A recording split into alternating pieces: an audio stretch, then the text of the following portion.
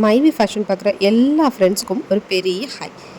இன்றைக்கி என்ன வீடியோனா, கோடி கடன் இருந்தாலும் தீர்றதுக்கு ஒரு சூப்பரான ஒரு பரிகாரம். இந்த கடன் எல்லாமே எத்தனை நாட்களில் அடையும் அப்படின்னு கேட்டிங்கன்னா, வெறும் 16 நாட்களில் இந்த கடன்கள்லாம் அடையும். ஸோ உங்களுக்கு நம்பிக்கை இருக்குது அப்படிங்கிற பட்சத்தில் கண்டிப்பாக செஞ்சு பாருங்கள். இந்த மாதிரி விஷயங்கள் எல்லாம் எனக்கு கொஞ்சம் நம்பிக்கை இருக்குது அப்படின்னா நீங்கள் வீடியோவை தொடர்ந்து பாருங்கள், இல்லைன்னா வீடியோவை ஸ்கிப் பண்ணிடுங்க.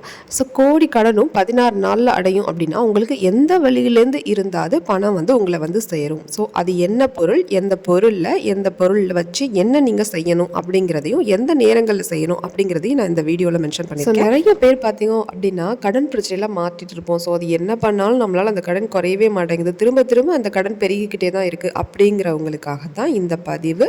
ஸோ வீடியோவை நம்மளுடைய நாள்பட்ட வேலைகளை நம்ம தொடர்ந்து பார்த்துட்டே தான் இருக்கப்படும். கூடவே நமக்கு லட்சக்கணக்கில் கடன் இருக்குது அப்படின்னா இந்த ஒரு முயற்சியை நீங்கள் கையில் எடுத்தீங்க அப்படின்னா எப்படிப்பட்ட கடனும் உங்களுக்கு அடையும்.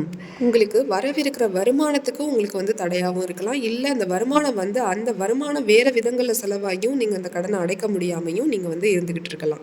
அப்படி இருக்கிற பட்சத்தில் என்ன பொருள் நான் சொல்ல போகிறேன் அப்படிங்கிறத நீங்கள் முன்னாடியே பார்த்துருப்பீங்க. ஸோ நான் சொல்ல போகிற அந்த பொருள் கொள்ளு தான். அந்த பொருள் இது எல்லார் வீட்லேயுமே இருக்கக்கூடிய ஒரு பொருள். கொள்ளை பார்த்தீங்க அப்படின்னா கொள்ளு வறுமையை நீக்கும், கொள்ளு பண பிரச்சனையே போக்கும் அப்படின்னு அடிக்கடி சொல்லுவாங்க. ஏன்னா அது கொள்ளு கேதுவோட அந்த தானியம். ஸோ நவதானியம்னு சொல்லும்போது நவகிரகங்களுக்கும் ஒரு தானியம் இருக்கும். ஸோ கேதுவோட தானியம் அந்த கொள்ளு தானியம். ஸோ இந்த கொள்ளு தானியத்தை நீங்கள் எப்படி பயன்படுத்தி இந்த பரிகாரத்தை செய்யணும் அப்படின்னா, ஒரு கைப்பிடி அளவு கொள்ளு எடுத்துக்கிட்டு காலையில் சூரிய உதயத்தை பார்த்து, நீங்கள் சூரிய உதயத்துக்கு முன்னாடியே குளிச்சு ரெடி ஆயிடணும். ஸோ அதுக்கப்புறமா ஒரு கைப்பிடி அளவு கொள்ளு எடுத்துக்கோங்க. ஸோ ஒரு கைப்பிடி அளவு எடுத்தால் போதும். நம்ம தொடர்ந்து ஏன்னா 16 நாட்கள் செய்யணும். ஸோ 16 நாட்களுமே உங்களுக்கு பார்த்தீங்க அப்படின்னா தொடர்ந்து நீங்கள் கண்டினியூஸாக செய்யணும். இந்த 16 நாட்களும் இடையில ஒரு நாள் 2 நாள் கேப் விட்டுருச்சு அப்படின்னா ஃப்ரெஷ்ஷாக திருப்பி 16 நாளில் நீங்கள் செய்கிற மாதிரி இருக்கும்.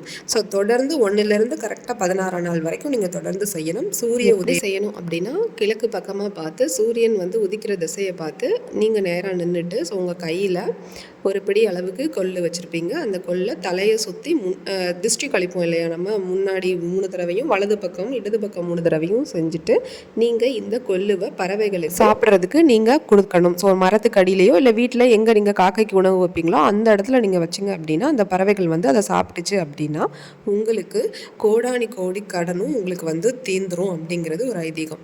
ஸோ நீங்கள் இதை செய்யும்போது நீங்கள் தலையை சுற்றி செய்யும்போது நீங்கள் இந்த கடன் எல்லாமே எனக்கு 1 லட்சம் கடன் இருக்குது, இது தீரணும் அப்படின்னு சொல்லி நீங்கள் பண்ணீங்க அப்படின்னா உங்களுக்கு எப்பேற்பட்ட கடனும் உங்களுக்கு தீர்ந்துடும். உங்களுக்கு கடன் பிரச்சனை கண்டிப்பாக தீரணும் அப்படிங்கிற முயற்சியோட நீங்கள் இதை எடுத்து வைக்கிற ஒவ்வொரு முயற்சியோடையும் இந்த சின்ன விஷயத்த கண்டிப்பாக செய்யுங்க. கண்டிப்பாக உங்களுடைய கடன் பிரச்சனைலாம் தீர்ந்துடணும்னு நானும் வேண்டிக்கிறேன்.